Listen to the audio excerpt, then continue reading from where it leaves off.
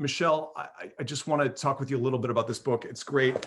Every paragraph is packed with data and perspective and a little bit of history. We've seen a number of books that have come out in recent years about the future of work and the AI revolution. If you think of Joe Aoun's book about future-proofing yourself, or Jamie Marasotis's recent book, this covers a lot of that ground. It's in many ways a big survey with a lot of points about how we need to change. What prompted you to write this? What did you think was the uncovered part of the conversation about the future of work and where we're going with all of that? Yeah, so I think what is a little bit distinct about the book is I tried to sort of leverage the privilege that I've had in terms of getting to inhabit the perspective of multiple stakeholders in our ecosystem. And I actually started off my career as a professor and moved into ed tech, worked for a startup, have worked for a think tank, have worked, building an innovation lab in a huge mega online university, have worked for multiple funders and have funded a lot of the innovations in the space. And so I think what that has given me is the ability to empathize with a lot of the different kinds of sort of tensions that arise when different stakeholders are trying to figure out what to do with these innovations that are on the horizon or on the margins and seemingly threatening, the work that is happening internally. And that question of sort of threat versus opportunity has always been something that I've kind of long understood as a real. It's just the big lesson that I've learned working with Clayton Christensen, who started the theories of disruptive innovation, which is, there's often this kind of human reflex that we have when we look at new things. We just kind of perceive newness immediately as danger. And I've realized that the theories have really helped me have a more constructive way into looking at different innovations. And it's also given me a very positive stance toward the future. As we think about a lot of the discussions about the future of work, what I really wanted to avoid was a doomsday view of the world, because it's actually quite easy to go there. We can get really scared about artificial intelligence nearing general intelligence and, making people like Elon Musk want to invest in interplanetary travel to escape the AI that we build, right? There's a lot of ways in which this can get dark quickly. But my view into getting to see so many of the innovations in this space, both on the nonprofit and the for-profit sides, has really given me a very hopeful vision for the future. And that's something that I really wanted to share. It's not about kind of blowing up the failings of what we have today. It is really about just sort of acknowledging that the silos that exist today between K-12, higher ed, workforce has created this kind of infrastructure with lots of cracks and with millions upon millions of people falling through those cracks. And that was clear and true way before the pandemic hit us, but the pandemic just made it so much more urgent for all of us to act on now. But it's really this idea that we have always had these fundamental cracks in our workforce and education infrastructure. And as we think about having to navigate a longer work life and a more turbulent work life due to, all these different kinds of technological advancements, how do we make this fundamentally more seamless for us? How do we make it more navigable, more supported, more transparent, more fair, right? And more integrated? Those were the questions that I was sort of seeking to answer in this book. I just want to follow up on that really quickly, and that is that, if you have these different sectors that you talked about, employers and workforce, higher education, K-12, all sort of under these financial pressures in their different ways, right? And then also siloed, your feeling is that this doesn't lead to the kind of systems collaboration that should happen between these. Each part wants to guard its own castle, guard its own sort of silos. Yeah. Yeah, one of the hardest things for me to be in this kind of sort of objective third party bystander role, where I've gotten to, see so many different demos of hundreds of different innovations out there, is it's really painful to see the kind of reinvention of the wheel happening or duplication of efforts. There's so much overlap in what different entrepreneurs are doing or what different nonprofit organizations are doing, and they have very little awareness sometimes of the fact that they're actually solving the same problem as these 50 other organizations. So it is this very different kind of approach of thinking about how do we build toward a common shared agenda, which is centered on all of us as job seekers, because we're all going to have to rely on this better, better functioning ecosystem where we can get some great, connections on how do we, leverage our existing skills into the next job? How do we get those human touch points and wraparound support services? How do we do this while we're earning a living so that we're not having to stop out of or forego our wages in order to advance, our education? All of these things, that are sort of these major pain points that exist are the things that we need to solve for. And my way in was to really kind of leverage the concept of curb cut effects, which is if we design this well, if we actually design for the people who are struggling under the most constraints, which is for me, it was looking at the bottom quartile of our population, folks who only had a high school degree and were not thriving in the labor market and were not accumulating wealth and not able to kind of, gain that sort of mobility. If we solve for those constraints and kind of the recurring themes that they are signaling to us, it will ultimately help us design something that has that kind of universal impact and benefit all of us, just like those sloping curbs help more than disabled folks, right? It helps all of the people with, with any sort of, wheels with their baggage or with their skateboard or even runners, right? It helps all of us if we design it better. And this is this kind of fascinating piece of, and this is why I sort of switch up this concept of lifelong learning to long life learning is I think the reason there's kind of been so much inertia around lifelong learning is that we all sort of, yes, understand that we do need to kind of, maybe retool ourselves or skill up over time. But there's also a part of us that I think thinks that it's more for like those people over there, not necessarily for us. We're going to be okay. We're going to be okay with our degrees. We have great jobs now. Maybe it doesn't affect us, or maybe it's about pursuing your passions and your curiosities as like a self-guided older learner who can now finally kind of enjoy and pursue education for the sake of education. But what happens when you actually kind of get thrust into this concept of a longer life and a longer work life, because we're already there, people are staying well into their 60s and 70s, and it may even extend much, much further.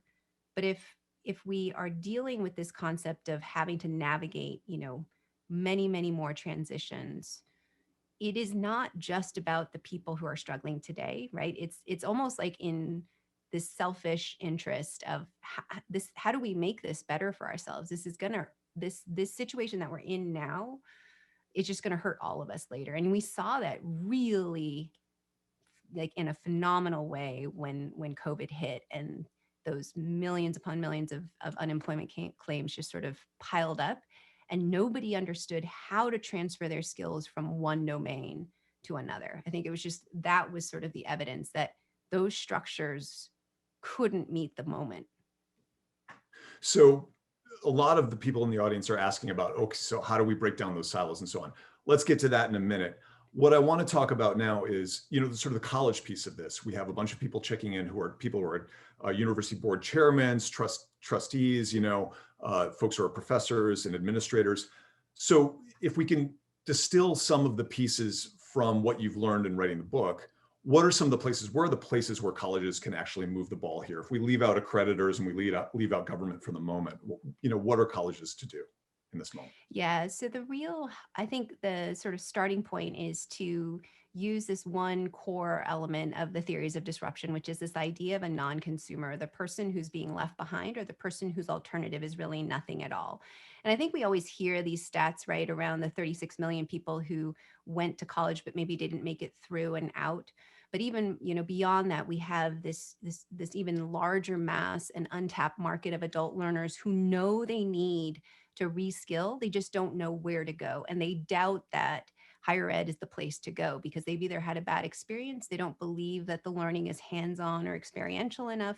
For whatever the reason, they don't trust that going back to college is the place to go. So again, like as we think about the infrastructure set up so that we can we can serve more people. It's this kind of perfect opportunity that has arisen where we actually know that the traditional 18 to 24-year-old college population, those learners are plateauing already, if not already declining, and they're going to just sort of drop off a cliff in the mid 2030s. This is witchy data. This has been out there for a while. Nathan Graw has written about kind of the birth dearth and how we just haven't been having enough babies since the last recession, Oh right? yeah, and if you think that recession was bad, what do you think is going to happen 18 years from now, 20 years from Right, right. now? Right. And so we know this is happening, and yet we haven't actually seen this fundamental shift to really pivoting models to serve this huge learner population. Pew Research shows us that 87% of adults know they need to reskill to meet the needs of, to meet the demands of the future of work.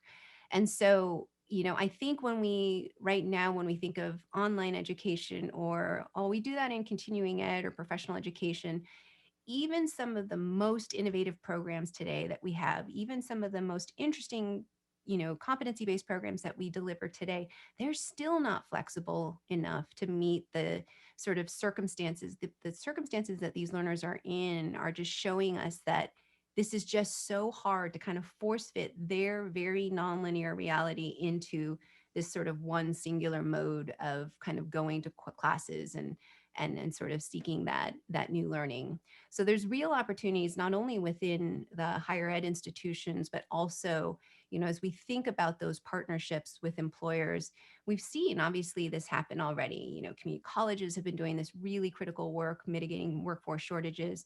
Lots of, innovative partnerships happening between a university and a couple of employers, but we're not actually seeing this become something that is sort of more widespread and easy to replicate. And so the opportunity ahead, as we try to remove ourselves from always thinking within the confines of a degree program or the credit hour system, is to think about new funding opportunities within the training and development or learning and development dollars in businesses. We waste $200 billion today on talent middlemen trying to kind of connect employers to that external talent, instead of employers actually kind of looking within to mine the talent within. And whenever we think about employer partnerships with universities, we tend to kind of limit it to only thinking about those tuition assistance or tuition reimbursement dollars, which again force learners to take it upon themselves and achieve extra learning on top of everything else going on in their lives. So how do we integrate and embed these learning opportunities in the flow of the workday as well, so that we're not always tacking it on and making it the burden of the learner to navigate on their own? Yeah, I think so. So this has to be a top-down initiative at a college. I mean, we have somebody here saying, that he works as a professor at a college. He sees a lot of his colleagues just sort of regurgitating information. Is this something that has to sort of bubble up from the faculty itself? Is this something that's dictated from the top down, say like a Paul LeBlanc or a Michael Crow, changing the direction of the institution? How does this happen in an innovative way at a college? Yeah, that's one of the most complicated parts of when we bump into inertia. It can't actually just only be a top-down initiative. It has to be kind of both from the top and rising from the bottom, just because of the unique structure of universities that maybe don't have the latitude to just sort of start their own universities, right? You have like places like Olin College who can make up their own rules because they started from scratch. It's a lot harder when you're kind of dealing with the strictures and the culture that has crystallized over time. I think the thing that, what I try to lay out in the book is to say that it is inordinately difficult to create disruptive innovations from within a university setting. It's almost impossible even within a business context to do this. The examples of companies that have actually successfully done this are few and far between. So instead of thinking about sort of this idea of disruption, it's more like, what do we have within our wheelhouse that we actually can transform? And that is where, as much as we all sort of agree with this notion of, project-based learning and real world problem solving and problem-based learning, that is something that we are not seeing kind of catch fire. And that, I think, is a real opportunity for that kind of top down and bottom up approach to sort of meet, to say, we know that content delivery is not the model for the future. We know that our learners have everything they potentially need to know, in terms of content in their cell phones. So what is it that we can actually do to really create and cultivate the best problem solvers ever, right? Because employers, that is the thing that they want to see now and in the future. They need people who can exercise judgment in really ambiguous circumstances. They need people who can think nimbly and think on their toes. And it's really hard, despite all our professions and claims about interdisciplinary learning. We actually don't do this very well within institutions, right? We still tend to teach in silos. And I think anyone who works in a university knows that each department still tends to function like it's a fiefdom, where it's also this kind of zero sum approach, that if another department wins, we lose, right? And this is really kind of where we have to kind of break down those silos and think about how do we engage in problem-based inquiry and these inquiry-based models in a much more substantial way. Well, I mean, this is because the incentives are all wrong in terms of where the Absolutely. departments are. I mean, you're rewarded for going deep on something, not for sort of spreading out and making connections and so on. Yep. It's that question. And David Epstein wrote an entire book on this concept of range, and yeah, this approach to promoting that kind of really understanding from a deep structural level how different disciplines connect. That is not actually rewarded through our promotion and tenure processes, right? And you're absolutely right. When it comes down to it, when we bump up against a lot of those constraints within an institution, it's about the incentive structures. Well, I mean, it's interesting because there's the incentive structures. Actually, if Edwin or Ian would post the article that I wrote back earlier last year about breaking down things from a systems thinking perspective, this is where I thought things were going to go with COVID.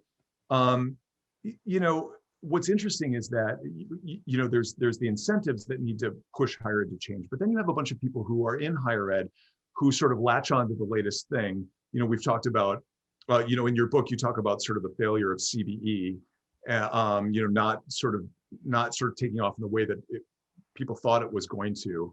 And then, you have during this hour then been talking about, earning and learning apprenticeships, these kinds of other structures. Those are also difficult in the sense that, there's all this promise associated with it, but it's difficult to sort of make the connections and sort of expand that because the opportunities just aren't there. So how, Mm-hmm. what do colleges do? I mean, there are these sort of ideas and incentives, but they can't just latch onto the latest thing. Where do you sort of start to build the structure to build Yeah, something lasting? it's a really good question. And that's where it comes down to focusing on the learner, right? And the person and the people at the center. And that's what I've really tried to do in the book, is to elevate their voices, because it's not about me saying this is what we need to do. This is the recurring theme we are hearing in, as people are struggling. And I think, so one of the challenges, right? When you think about, you mentioned CBE as an example. People were off to the races developing competency-based programs. We had 600 going at one point. But the problem was we weren't working toward a shared commons. We're now doing that reactively, where we realize, oh my gosh, all these different institutions are coming up with different competencies that all mean the same thing, but they have no meaning across, institutional or company boundaries. So there's this attempt right now to get at kind of this idea of an open skills network, and trying to stop doing that. But the incentive there was, oh, this is my proprietary, this is my secret sauce. This is the thing that's going to define me as a university, versus working toward that shared agenda. And I think sometimes when we start developing these new fangled initiatives, which are all well-intentioned and really do, try to start with the learner at the heart of this, we ultimately kind of just get stuck with the kind of constraints we're bumping up against, the funding mechanisms. And then we start to kind of wedge it into this way where we get further and further removed from those learners. And as we think about adult learners, it's such a monolithic category, right? And as we think about a longer work life, that's going to be anyone from, 24 to 80 years old, maybe, who's going to be kind of needing this kind of access to reskilling and education over time. So we really need to get clear on the needs and the circumstances and really kind of surface the voices of these learners. My model was kind of inspired by the Humans of New York idea, which is sort of always these narratives and these voices of people. That these are the real circumstances that we really need to think about as we because it can get so easy to get caught up in in what works best for the faculty or what works best for the administration, as opposed to like truly, if you keep the job seeker at the center, what will make this more navigable. That's true. One thing I want to go to audience questions a little bit, and so there's a relevant question here. We were talking about incentives, and of course, in higher education, the incentive drivers often are foundations, government, and accreditors. So these are these other portions of the pie that we need to talk about yet. And folks, people in the audience, Michelle, I want to go a little long. You're all okay with that? Michelle, Yep. you're okay with that? Mhm. Someone asks here, what should Biden or the Department of Labor do first and now to help inequity in education and to help with these work programs, to help sort of set the stage for what you're talking about, the incentives? Yeah, one in my mind is sort of very broad and sort of big, and then one is sort of a like more tactical approach. So, from a broad-based infrastructure perspective, I think there's a real opportunity for the Department of Labor, for Marty Walsh, to really think about a better data infrastructure. It is nearly impossible, as most people know, to kind of track learners throughout their life cycle. We cannot keep track of this non-credit hour. Anyone who takes a non-credit based kind of learning opportunity within an institution, there's no way to track who that person was, where it led. We know that there's also this sort of student unit record where it makes it really difficult for us to stitch together. When you go here and you take these programs, here are some of the ways in which these track to different kinds of earnings outcomes. From just a structural perspective, we need this kind of knitting together of data. In the book, it really kind of connects with I don't just use this term ecosystem just because it sounds cool. It is because it is a natural ecosystem which is actually connected in these really amazing, incredible ways through fungal networks underground, where trees are literally communicating with one another and sending nutrients to one another. We have nothing near that kind of intelligence that exists in a natural ecosystem. And if we really want to move toward, out of this kind of siloed systems and connecting all of these different systems and things and technologies and policies and stakeholders, all of that means that we have to have this kind of foundational infrastructure in place, which is data. And we do not have that ability to connect data. And you have really interesting, organizations out there like Bright Hive and, trying to do this important plumbing work, but it shouldn't be this difficult. And even with, as we look at the COVID pandemic, there are ways that we can take the data and actually make more transparent pathways out of retail and out of hospitality and out of transportation into much better opportunities. We actually have the data, but it's a lot of work to be stitching this together on the side and using partial data, which is job postings data and social profile and resume data.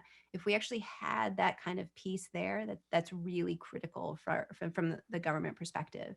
And then one other piece is we think about opening talent pipelines and giving people a fair shot in the labor market, because we use the degree as that proxy for talent. We weed so many people out. We don't give people a chance who can actually do the skills. If we want to get to skills-based hiring, we actually need different kinds of mechanisms for employers to feel like the hiring process is less risky. And that comes through things like apprenticeship models, right? It's this kind of try before you buy opportunity. There are these really interesting models that are emerging that are trying to help employers, take advantage of this talent that they would normally overlook and give them a shot. And it really does kind of de-risk this hiring process. But in order for that to kind of happen in a much more sort of scaled way, because only about 500,000 apprenticeships exist, and they're mostly in the skilled trades. They're not in some of these new emerging fields like cybersecurity or web development or what have you. or even advanced manufacturing. We need these different models to exist because there's these weird regulations that are really outdated in terms of hours in the classroom that don't apply for these more immersive programs that we could be deploying. Uh, is part of the problem there the issues people are here asking about? How do we get employers to partner with us? They're looking at this as a cost, not as an opportunity, and so on. And as you know, and as you note in the book, and as Peter Capelli has talked about, employers have really sort of pulled back from that training function that they had. So what's going on with that, and how is that transforming or not transforming, and where's the sort of the magic key to all of that? Yeah, so in the book, I feature a bunch of different kinds of alternative on ramps that are doing this really important work of taking formerly incarcerated adults and launching them into middle skills opportunities. And they're doing them often through some of these different kinds of outsourced apprenticeship models, so that the employer doesn't feel like this is on them to sort of take on all that risk. And those are working. And the thing I would sort of urge universities to look at is to really kind of assess, as especially universities that are bought in and know that they need to kind of pivot and shift their models to an adult learner market, but don't quite know how. A lot of these models, and we counted about 65 of them that we could name that really connect directly to this kind of bottom quartile of the labor market.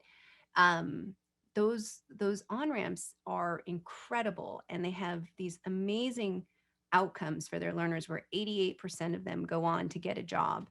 But they don't have the best business models, and I think there's a real opportunity to, again, not, when you're trying to figure out, do we buy or build this, we don't always need to build this in house on our own when someone else already has demonstrated that this thing is working. But they may need a different way of thinking about that, sort of a sustained revenue model, and ways of leveraging some of the resources on a campus in a specific region, to meet the demands of an employer. So I think that's where I get really excited, is to think about, where are those partnership opportunities that we're not leveraging. Um, I want to pull back to your ecosystems metaphor a little bit, and ask a little bit about the lost opportunities in all of this, but also a little bit about the signal of the degree. Mhm. So as Bill McDonough would have said, in ecosystems thinking, waste equals food in the natural world, right? And in Mhm. higher education, there's all sorts of waste. I mean, people dropping out and those credits not counting, and so on and so forth. And a lot of that's about the signal of the degree. You sit through a 2-year degree, you sit through a 4-year degree. And in recent years, we've gotten past that, with badges and stackable credentials and so on. Um, Coming out of the pandemic, if there's this evaporation of wealth among families, and, really the 4-year degree seems unattainable for a number of, especially, working adults that have to restart. Um, to what extent do you think that employers will say, we're not getting the kinds of skills out of college graduates that we thought we wanted. And so maybe the signal of the degree isn't really what we thought it was. Maybe we can just train up for individual skills and use those. I mean, if that happened, as I've talked about with many, colleagues and friends of mine, that would basically that would really hamper, kneecap the demand for a 4-year college degree. If people thought, well, I don't need to get this signal to go out and get a job. How do you think that's going to evolve over the years to come? Oh, I suddenly lost the last part of what you asked, How, Scott. how do you think that's going to evolve over the years to come? Yeah, so I think, in general, the signaling power. So it's not that the signaling power of the degree is lost, because when you actually get a degree, if you can actually make it through and out, right, the earnings premium is very high. So we can't just sort of deny that, like, if you that the degree somehow becomes worthless. It is becoming a whole lot more difficult for for employers to make sense of the over 738,000 unique credentials out there, right? And I think what we forget is that back in 1970, as an example, only 30% of our population went to college, right? And so that signaling power of the degree was a little bit stronger, because fewer people went and there were fewer universities to sort through. There were less than 2,000. Now we have, we boomed up to 4,700. We're contracting down to 4,300. It'll probably get even smaller just because of COVID. But still, like, this up credentialing phenomenon persists, where we keep asking for more degrees when it doesn't, when these for jobs jobs where it's never. really required, What's that? for jobs where it's not even really required. Exactly. Yeah. Exactly. And I think employers are starting to realize, oh, this doesn't seem to be working so well. So that's why you actually see so many of them gravitating toward this idea of skills-based hiring. But when you actually look at the data, they're not hiring based on skills. They're still, the data just doesn't bear it out, where we're still hiring, leveraging degree requirements. So the opportunity ahead is, I think, when we are thinking about these things like stackable credentials and micro credentials, we keep thinking about it starting with the degree and chopping it up into smaller pieces. I think the thing that we're going to get better at over time is actually assessing, curiosity, problem solving skills, systems thinking. There are different entrepreneurs out there who are trying to build these different kinds of ways of democratizing those sorts of assessments, so that it's not based on this amount of hours, sitting in a community college or going to school. We can actually kind of give credit. It's sort of the idea of a prior learning assessment, but really kind of on hyperdrive, where we can actually start understanding the learning science around what makes better, team players. Because we keep talking about these human skills that are so critical for the work ahead, but we don't actually offer ways for older and more mature learners to practice and build those skills. And those are things that aren't sort of short burst. You can't just sort of build empathy in 6 weeks, right? That's not how we practice these human skills. So those kinds of learning experiences are going to look very different from some of these on-ramps or boot camps out there. We're going to need to kind of get really creative about, first of all, what is the learning science, the basic learning science around some of these skills?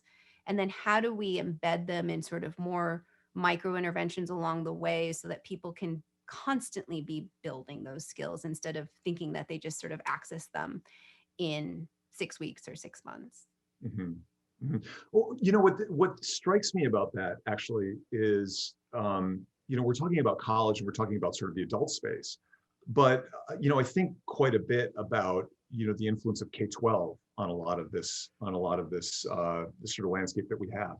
Thinking about my own kids who are sort of dragged through this sort of drill and kill kind of testing situation that doesn't allow them time to figure out what are their hidden talents, what's their hidden intellectualism, where are their, where's their creativity, and what are they truly interested in doing.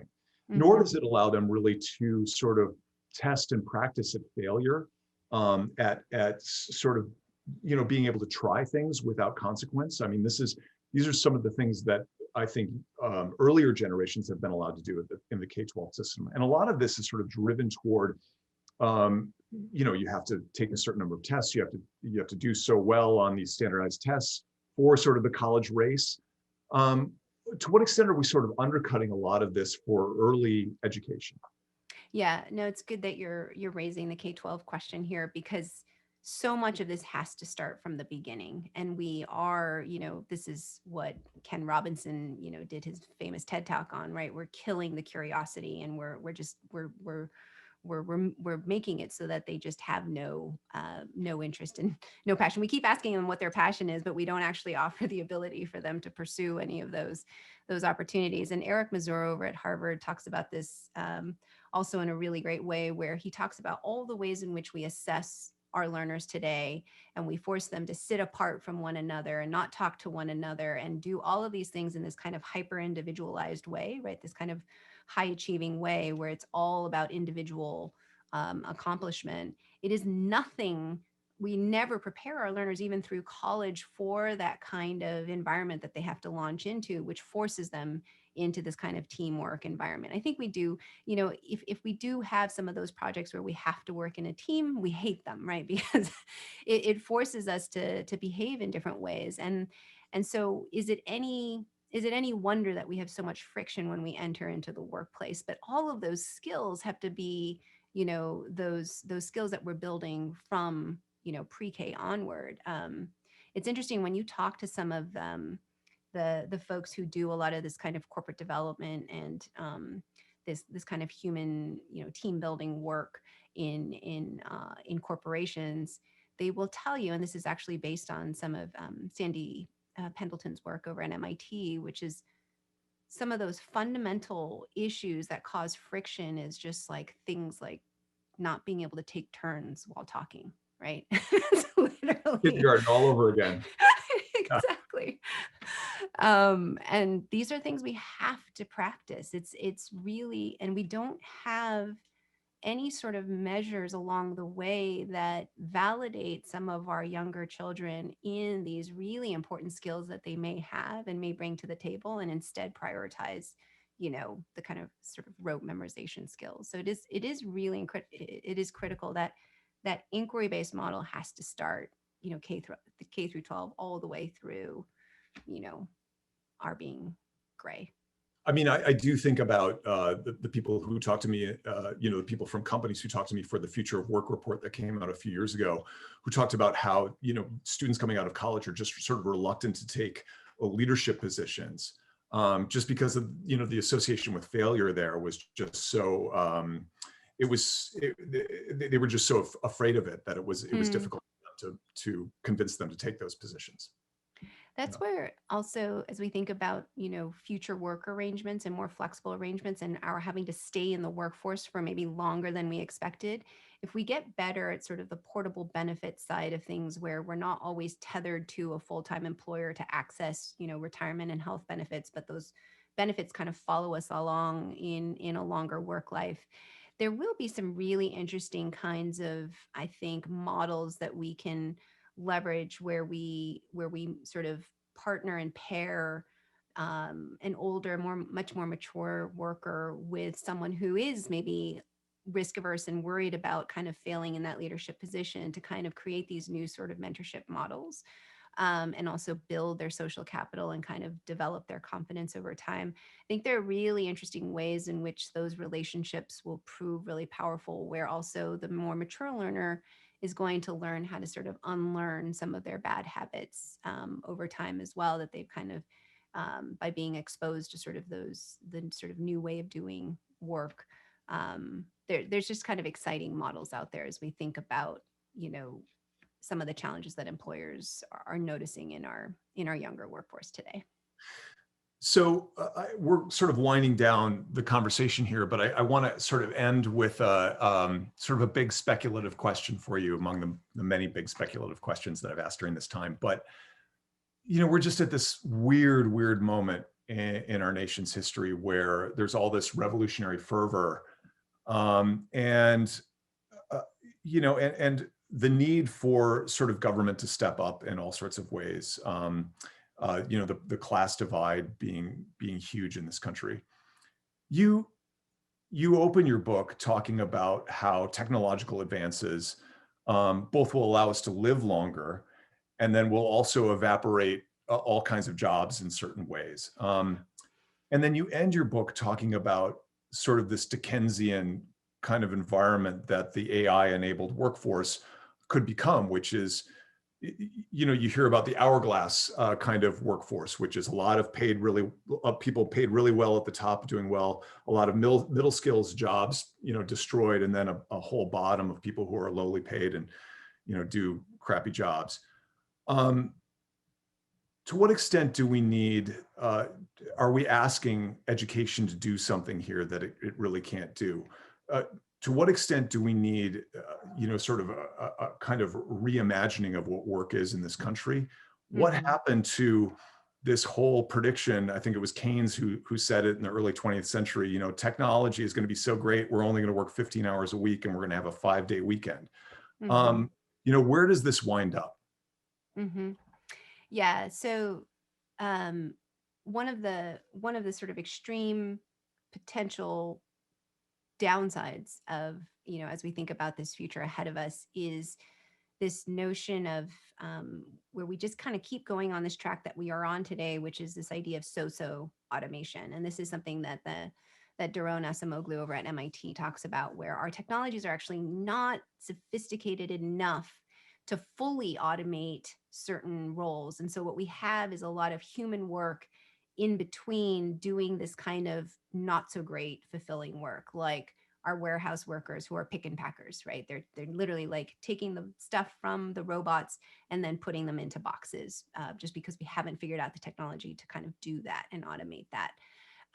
Or Mary Gray has written this amazing book called Ghost Work, where she talks about this kind of underclass developing where our AI is still not good enough. So we have to train the AI, and we have millions of people going around doing work for like pennies on the dollar, identifying, oh, that's the same person, or that's a body part, or that's something that we need to get rid of, right? And it's this human work that is not that is not fulfilling. And so how do we actually stop and kind of make sure that we don't keep going down that sort of rabbit hole, and instead sort of shift our future to the one that we want? I think it's really important.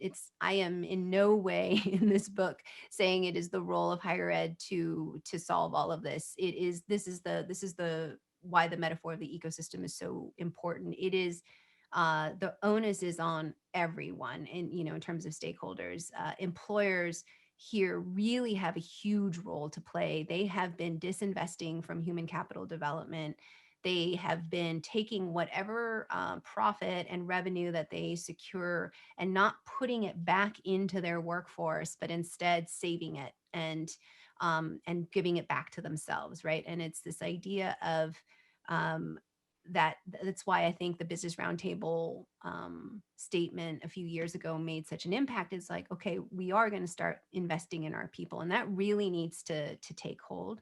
There are serious sort of gaps that we need to to fill, and that employer role is just crucial. So we are nowhere near that idea of hours of leisure. Part of it is also we have this massive consumer culture where we are spending whatever sort of discretionary income we build. We just are not accumulating wealth, and those disparities are just striking, where for every $100 of white wealth, you have $5 of black wealth being accumulated, right? And so this is not working. But it's important to understand and look at these innovations that I kind of point to for all of these different aspects of a better functioning ecosystem. There are all these players out there. It is a matter of, from a local level or a regional level, us stitching this together and pulling together all these pieces so that any job seeker in that city or state understands where to go, who to call, how to get access to a learning experience that an employer will actually understand. These are the things that we kind of need to do that force this different kind of behavior, but is certainly not only on higher ed. It is on government. It is on venture capitalists. It is on philanthropists to do more. It is on employers to really come together in this different way of behaving for this better functioning ecosystem.